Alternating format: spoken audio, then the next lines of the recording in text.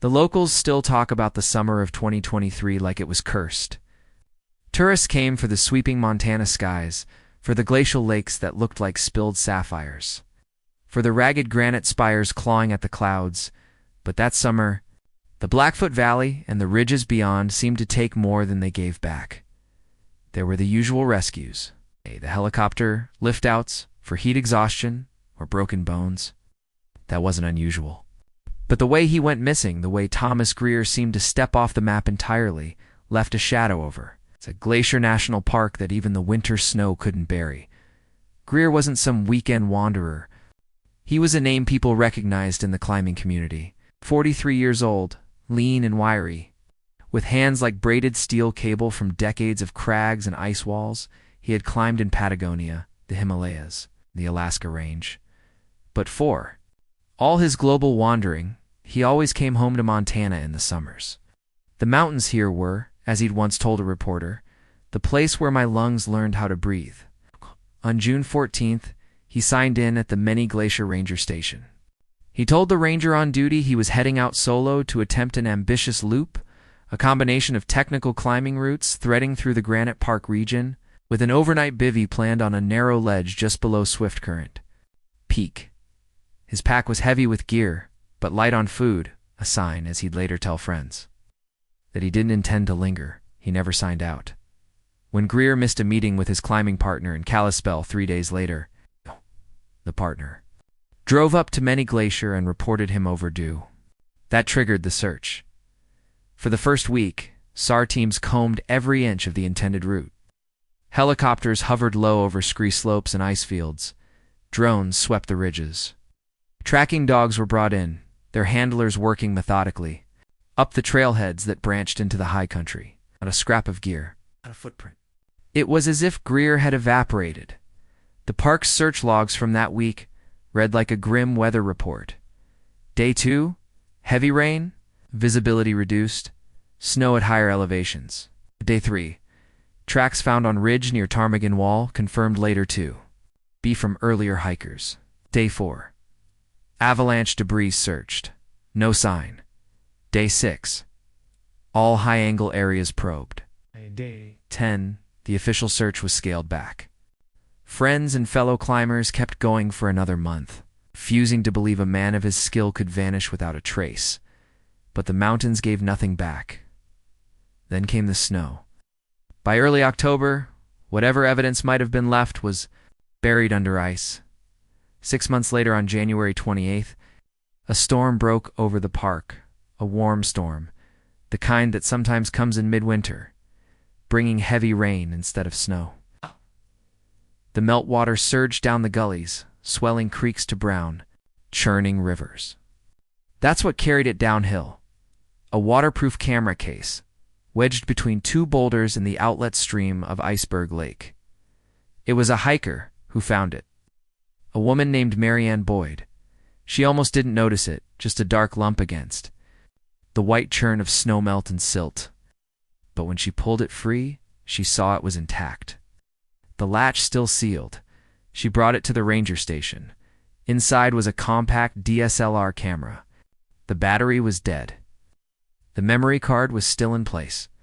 The name on the property tag, Thomas Greer. When the park's law enforcement officer, Ranger David Kincaid, first slid the memory card into his laptop, he expected the usual wide shots of peaks, candid camp photos, maybe a few technical climbing images. Instead, he found something else. The first dozen photos were exactly what he expected. Greer in his helmet, grinning against a backdrop of rock and sky, panorama of the Swift Current Glacier. Close-ups of climbing gear clipped to granite, then came a shot that made Kincaid stop scrolling. It was taken at night.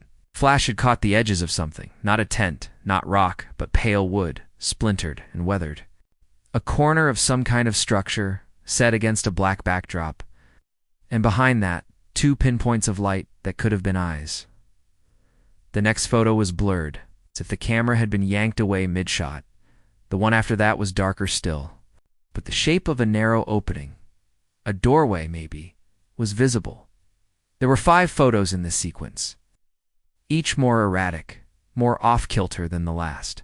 The final one was nearly pure black, except for a faint smear of light in the upper left corner. They were time-stamped.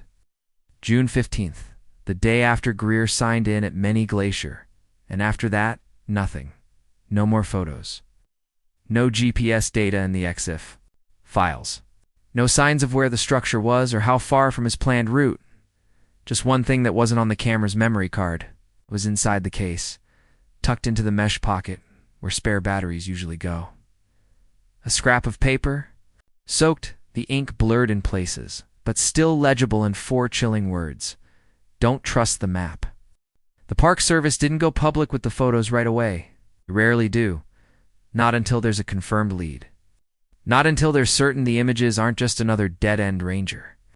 David Kincaid printed the night shots in high resolution, laid them out on the conference table in the back office of the Many Glacier Ranger Station, and stared at them until the coffee in his cup went cold. The pale wood in the flash's glare, it was wrong.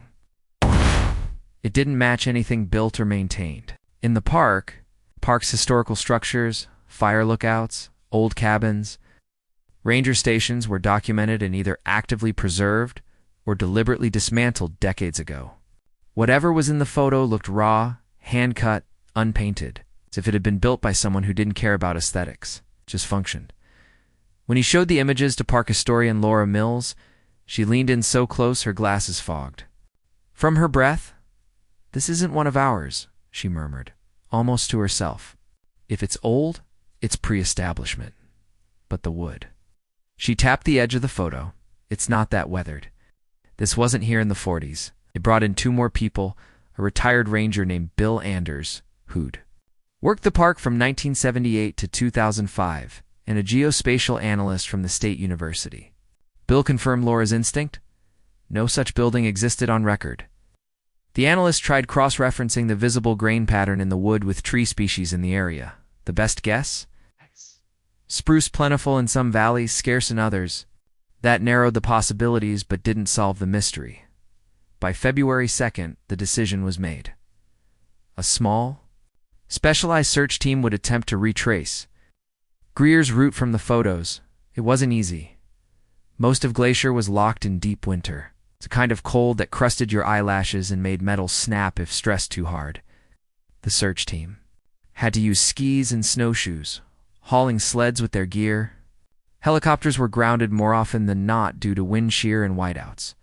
The plan was to start from Many Glacier, follow Greer's intended line past Swift Current Pass, then scout likely side gullies where the structure in the photo could exist.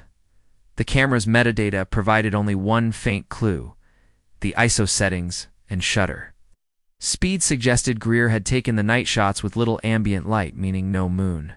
Checking historical weather data, Kincaid found that the night of June 15th had been overcast, which meant those faint pinpoints in the background of the first strange photo were unlikely to be stars. That detail gnawed at him during the approach. The Team Kincaid, Laura Mills, a SAR veteran named Jake Hollister, and a young ranger trainee, Emily Reyes, reached the suspected zone on February 5th.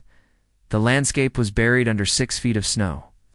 The ridges stark and wind-dashed scoured. They moved slowly, stopping often to compare the terrain to the angles in Greer's daylight shots. A distinctive notch in a rock wall here, a line of cliffs there. Late on the second day, Jake stopped abruptly and pointed with his ski pole. "Over there, see that?" It was half buried under a wind lip, almost invisible unless you were looking for it, a narrow vertical seam in the snow, too straight to be natural. They dug what emerged was a door frame, rough spruce planks, no hardware, no hinges. Just a simple pivot post design, the kind you could build in a hurry with basic tools, and the wood grain. It matched the photo exactly. The doorway led into darkness. They cleared snow away until the opening was large enough to crouch through. Inside, the air was still dry and warmer than it should have been. Their headlamps revealed a cramped interior, more like a shed than a cabin, with walls made of overlapping planks, some split, some freshly cut. There was no floor, just frozen dirt. In one corner, an overturned crate. In another, a pile of shredded cloth, too far gone to identify, and carved into the inside of the far wall. In deep, uneven gouges were words, "Stay until I tease quiet." Beneath the carving, half buried in the frozen dirt, Emily's gloved hand brushed against something hard. She dug it out. A stainless steel climbing carabiner. Stamped with the initials TG that night, back at their snow camp, Kincaid lay awake in his bivy sack, turning over the possibilities. If Greer had reached this shed, why was it so far off his planned route? And if he'd left the message carved into the wall, why? The only other option was worse, that someone else had left it, and Greer had found it already there.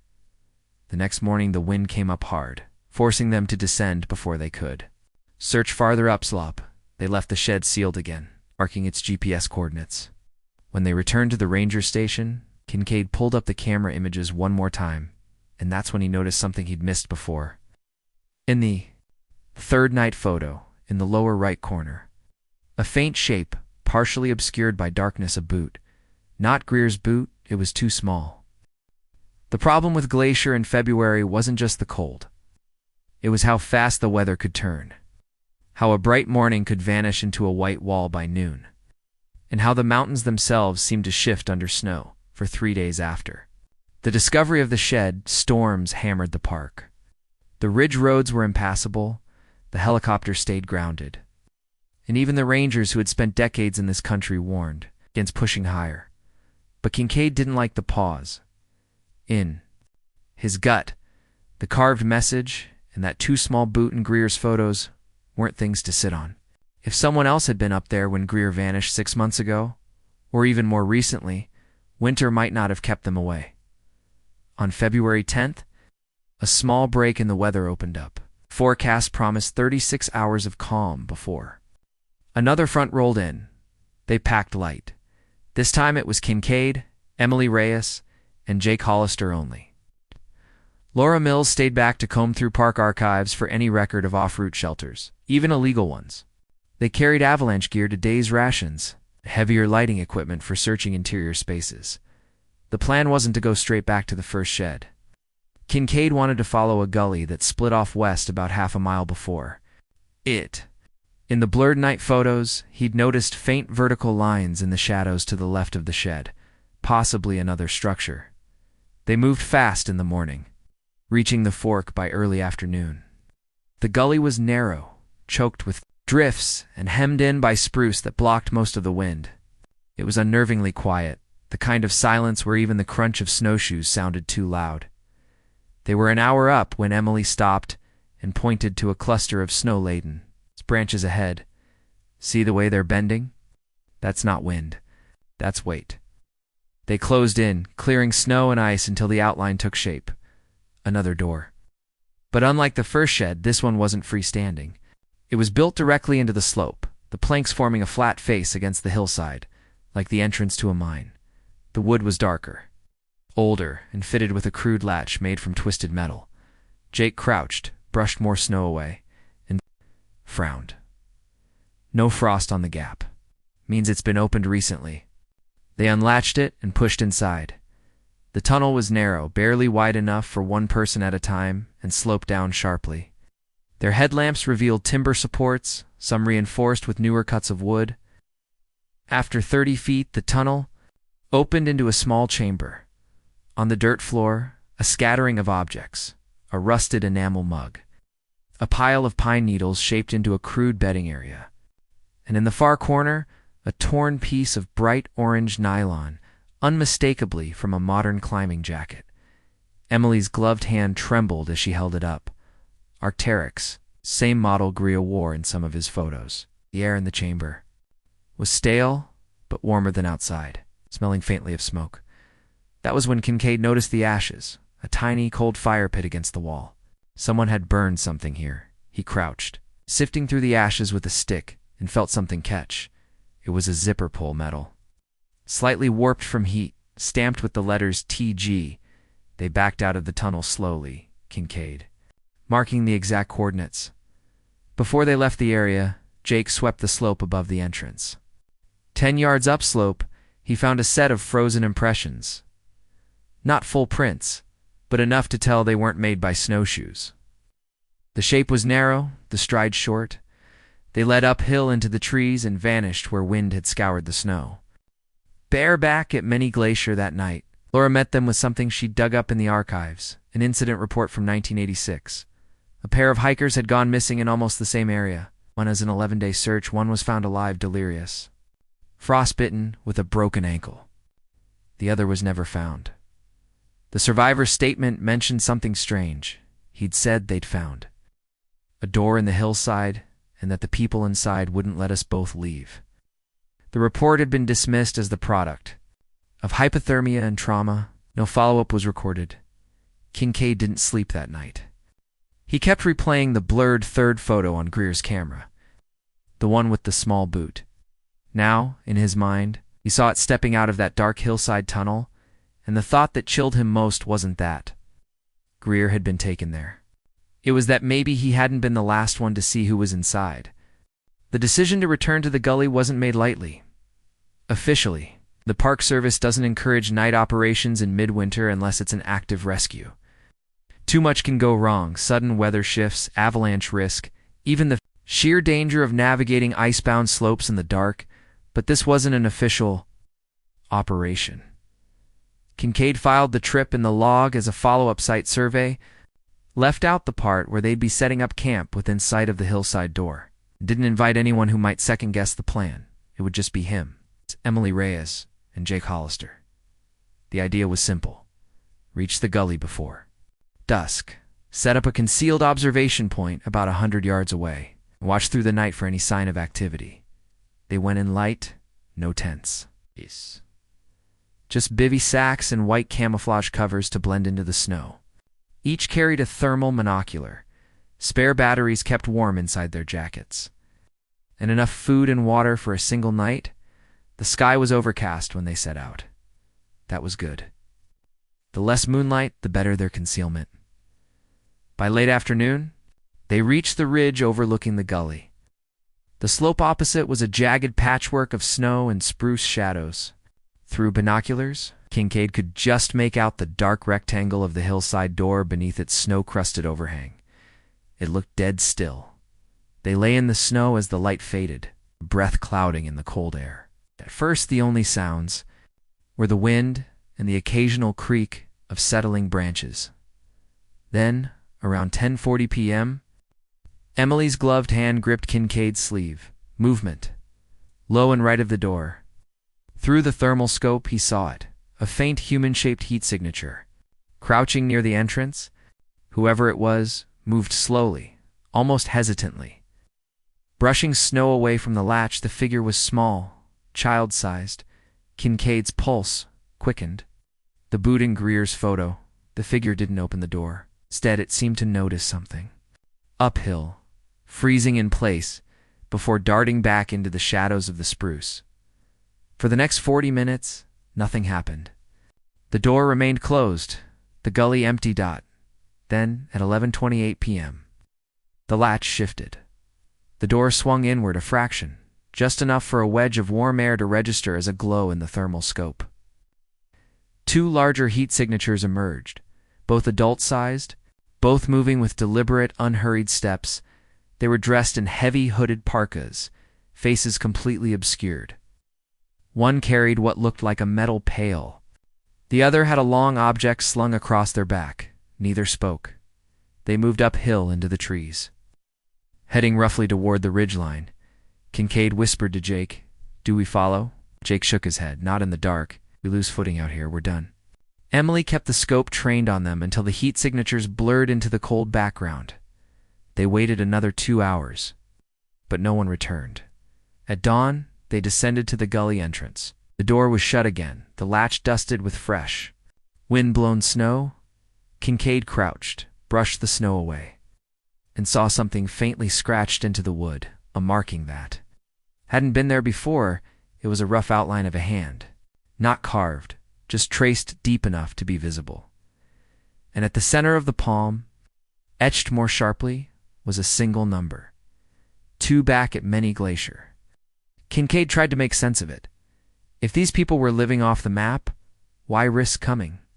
Out at night in winter? What did the number mean? The next day, Laura Mills brought him another fragment from the 1986 incident report. A single sentence the survivor had repeated during his hospital stay. They keep count in the walls. 2 days after the night watch, the weather shifted again, a narrow window of clear skies. Cold and brittle, but free of wind. Kincaid knew they wouldn't get many more days like it before March storms closed the high country for good. This time, the goal wasn't observation, it was entry. Officially, the report to the district supervisor described it as a structural safety assessment. To document and dismantle an unauthorized shelter, and officially, Kincaid wanted answers. About Greer, the boot, the people in the tunnel, and that carved number, they left before sunrise, snowshoes crunching in the pale light. Jake carried a short crowbar and a collapsible shovel. Emily packed extra headlamps, a small audio recorder. At plastic evidence bags by mid-morning, they stood at the hillside door. The latch opened easily, no frost sealing it shut. Inside, the tunnel smelled faintly of earth and wood smoke. Their headlamps cut narrow cones into the darkness, beams catching motes of dust in the still air. The first chamber, the one they'd seen before, looked unchanged. Bedding pile, enamel mug, the faint scent of old ash. But Jake noticed something. They'd missed in the dim light last time. Shallow horizontal lines carved into one wall. Each line was about the length of a hand, spaced unevenly. Sometimes overlapping. Emily crouched close, running her glove lightly over the grooves. These aren't tool marks, they're tally marks, she counted. 31, then a gap, then 15 more. They moved deeper at the back of the chamber. A low opening led to a second passage, barely high enough to crawl through. Timber bracing here was rougher, as if added later. 10 feet in, the tunnel bent sharply left. That was where Kincaid saw it. A smear of bright orange nylon caught on a splinter in the wall. He pulled it free. Same jacket material as before. This piece was larger, a torn section of sleeve, with the faint outline of a Velcro patch still clinging to it. Jake's voice was low. Greer. The tunnel ended in another chamber, this one colder, the floor still frozen solid. Here the headlamps revealed something stranger. Small shelves carved directly into the dirt walls, each holding objects. A broken wristwatch, a rusted multi-tool, a cracked sunglasses lens, half of a plastic comb. Emily recorded each item, her voice steady but quieter now. On the far wall, another tally set, this one vertical instead of horizontal. 6 marks. Then a gap. Then a single mark alone. They didn't linger. The air felt heavier the longer they stayed. And more than once Kincaid thought he heard faint shifting sounds from somewhere beyond the walls. Not quite movement, not quite settling. Earth. Back in the daylight, they sealed the door as they'd found it. On the hike down, Emily broke the silence. 31, then 15, 6, then 1. What does that mean? Kincaid shook his head. Could be days, could be people, could be something else entirely. That night, he went back over the timeline. 31 tallies were days. It meant someone, maybe Greer, had been inside for over a month. And if that was true, then the story they'd all assumed, that he'd died quickly in an accident, was wrong. Very wrong. The next morning, a new problem landed in Kincaid's lap.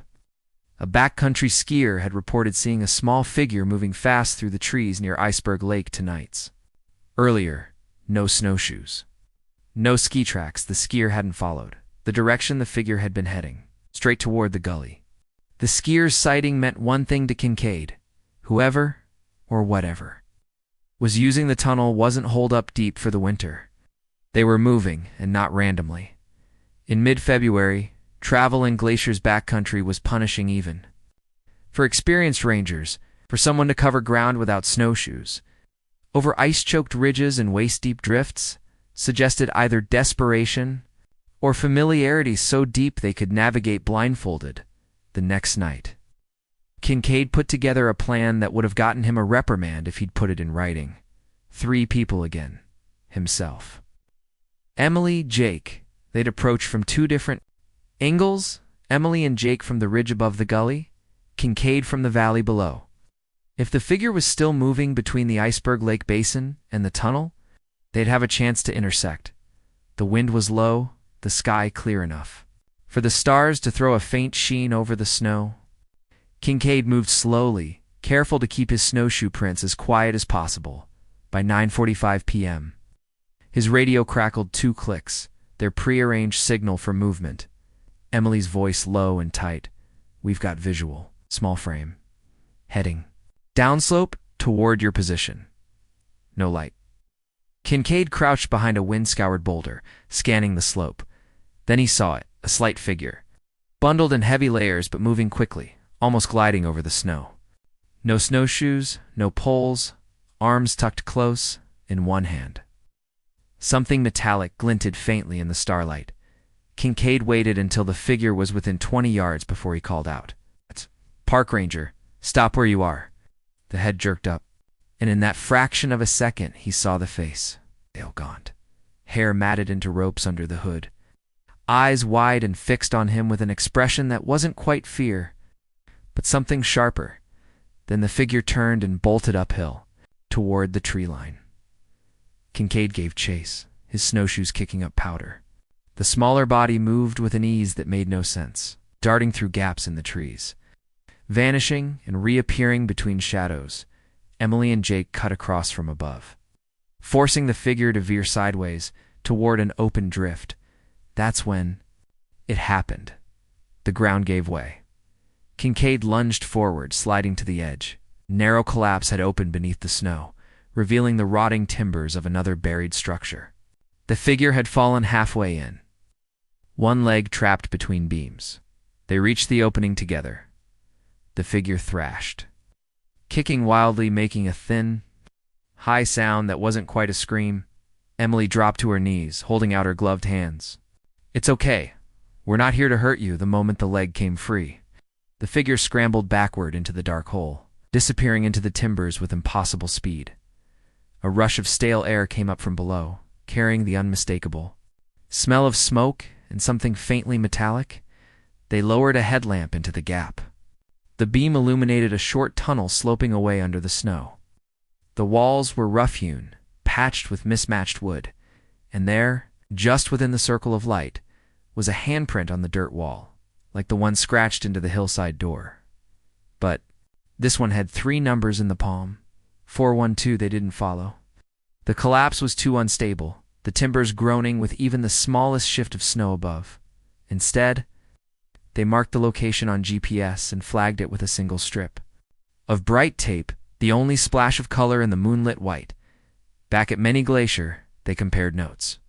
Between the tallies inside the tunnel and the numbers in the handprints, a pattern was starting to take shape, but it didn't make sense yet. And then Laura Mills walked in, carrying a folded sheet of paper from the archives. "Found this." "In the unscanned files," she said. "From 1989, pair of rangers investigating illegal hunting camps found a handprint carved into a tree. Numbers in the palm." She tapped the page. 265. The sheriff's office in Flathead County had always been used to slow-moving days, especially during the winter months, when Glacier National Park felt more like a snowbound fortress than a tourist destination. But since the discovery of the battered camera in the spring thaw, the office had been humming like a disturbed hornet's nest. Detective Marla Jensen sat at her desk. The photos from the camera spread out like a grim mosaic. She had already gone through them a dozen times, cataloging each frame, yet every glance seemed to yield something new, some sliver of detail that might be important. There were the expected shots of ridgelines, frozen waterfalls, and vast snowy plains, but mixed among them were odd images. A single boot print on a ledge, a blurred shadow against ice, a dark stain on snow. The final photo chilled her the most. It was taken at dusk, a crooked horizon, the camera tilted as though in a rush or panic. In the lower corner, there was a human figure, small in the distance, but the shape was indistinct. When she zoomed in on the screen, the resolution broke down into pixels, but the posture seemed wrong. Marla had never met Owen Collister, the seasoned climber who'd vanished last October. But she'd read enough about him to know he wasn't careless. He'd been called a mountaineer's mountaineer. Someone who treated every ascent like a calculated equation. He wouldn't have wandered off the trail without reason. Her phone buzzed. "Jensen," she answered. "You're going?" "To want to see this," said Ranger Doug Kavanaugh, his voice carrying that strained tone she'd learned meant trouble. "We found something else, about a mile uphill from where the camera was." When she arrived, Doug led her to a patch of melting snow. A half-buried bundle protruded from the ice-weathered fabric, darkened from months of exposure. Kneeling, Marla pulled on gloves and eased it free. It was a backpack. Owen's backpack. The zippers were stiff from ice. But inside, the contents were unsettling. A climbing rope frayed to near uselessness, an unopened pack of high-calorie rations, and a small, leather-bound notebook. Its pages were warped from moisture, but the handwriting was still legible. The last entry stopped her cold. October 17th to 4th, 12 p.m. The sound is closer now. It's been following me since the ridge. I can't see it, but I know it's there. I thought it was the wind. It's not. Marla looked up at Doug. "This doesn't read like someone lost to the elements." Doug shook his head slowly. "No, this reads like someone being hunted." The park was dead quiet when Riley pulled off the main road and onto the narrow dirt track that led toward the trailhead. It wasn't that silence was unusual here. Glacier had always been a place where wind and water spoke louder than people, but tonight the stillness felt engineered, as though something had arranged it. Even the pines seemed to stand straighter, as if waiting for something to pass. She shut off her headlights half a mile early, killing the engine and sitting therein, the dark, listening. No wind, no insects. Just the dull thud of her heartbeat in her ears. It had been exactly 3 nights. Since she'd opened the final image from Mark's camera, the one they hadn't discussed with anyone outside their small circle. The image of the figure, its proportions, had been wrong. Not dramatically nothing, cartoonish or exaggerated, but just enough for her mind to reject it while her body shivered. Too tall for the slope it was standing on, arms that hung a fraction too low. A stillness in the posture that suggested it wasn't constrained by muscles and bones. The way she was. That figure had been framed in the clearing near Avalanche Basin, and that's where she was going tonight.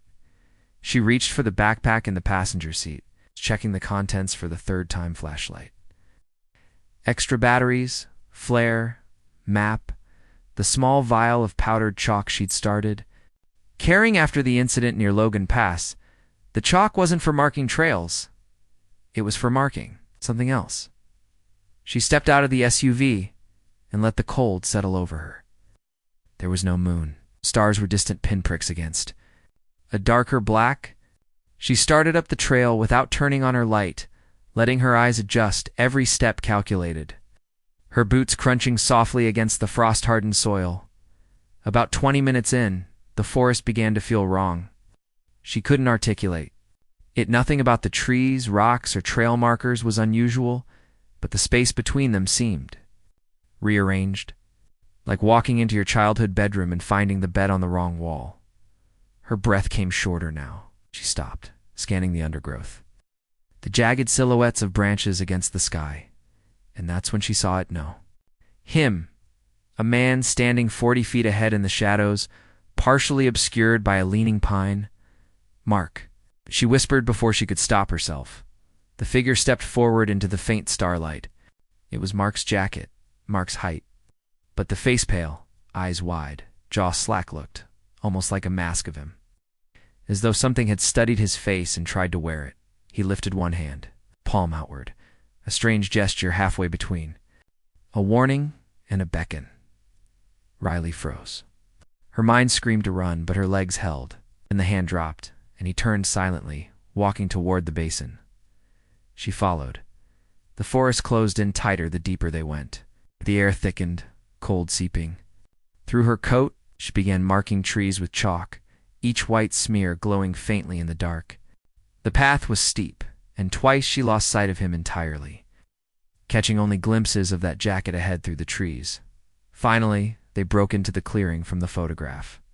The basin lay spread out before her, rimmed by jagged ridgelines, a few dead snags reaching upward like skeletal fingers. The air smelled of snow and something metallic. Mark or what where him stood at the center, facing away. Beyond him, something gleamed faintly in the dirt. It was the camera. The second one, she stepped toward it, each crunch of her boots echoing strangely in the open air. The figure didn't move. When she crouched to pick it up, the cold bit through her gloves. She realized then it wasn't just cold, it was vibrating faintly in her hands. The hum went straight into her bones.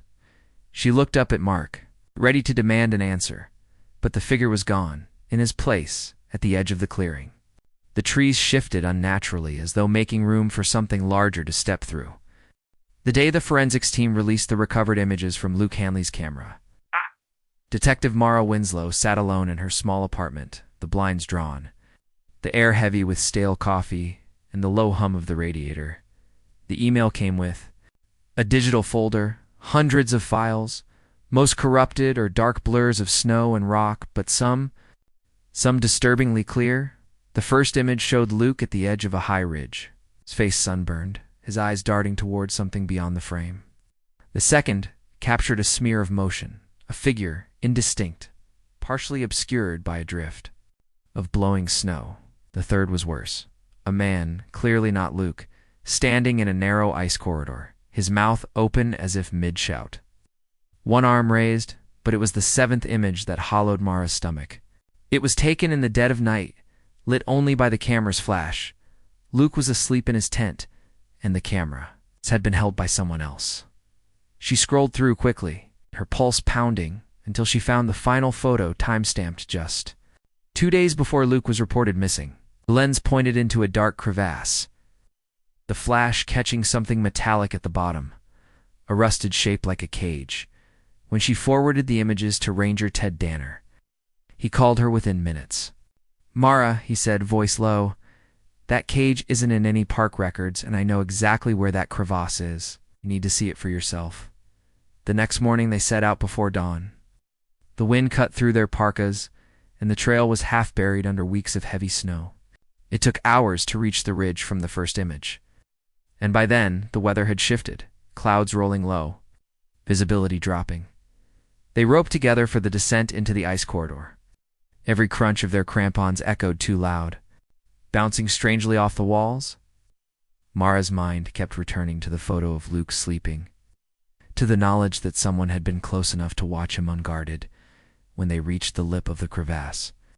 Mara saw it, the metallic glint far below, partially buried under ice. The cage was more like an old trap, fashioned from welded rebar, the kind used decades ago for illegal game capture. But inside there was something else, a torn scrap of bright orange fabric. And beneath it, the corner of what looked like another camera. Ted's jaw tightened. If that's Luke's, then someone put it here to be found. Before Mara could answer, a voice carried down from above them, faint but sharp. "Detective Winslow, step away from the edge." She looked up. Park enforcement officers stood silhouetted against the pale light, but behind them, half hidden by the blowing snow, was a man she didn't recognize. The snowstorm that had gripped the mountains for 3 days finally broke, leaving the peaks of Glacier National Park shimmering beneath a cold, brittle sky. Search teams had officially stood down weeks ago, but a small, stubborn group still lingered, those unwilling to accept that the mystery of Samuel Rhodes would end in silence. It was early morning when Carrie, Sam's younger sister, arrived at the ranger station with the last photographs from the recovered camera. They'd been carefully cleaned and processed, each one offering another fragment of the unsettling final days before Sam's disappearance. The last image was the most haunting. Sam's face, pale and tight with something between fear and exhaustion. In the dim glow of a headlamp, behind him barely visible, was the outline of a figure taller than him, unmoving, its features swallowed by shadow. No one could say what it was. Theories spilled into the air like cold breath, a trick of light. Another hiker? Something else entirely. But the most troubling part was the timestamp. 2 days after the official search had already been underway, Carrie pressed the photograph flat on the table, her hand trembling. "He was alive," she whispered, "and someone was with him." Rangers shifted uneasily. They knew the area where the last images were taken, an unmarked spur trail that led toward a sheer ice face. Rarely visited and absent from tourist maps despite the risk, Carrie insisted on going. The small team to rangers, a search dog, and Carrie set out before noon. The trail was half buried in fresh snow, forcing them to move slowly. The higher they climbed, the quieter the world became, until even the wind seemed to hold its breath.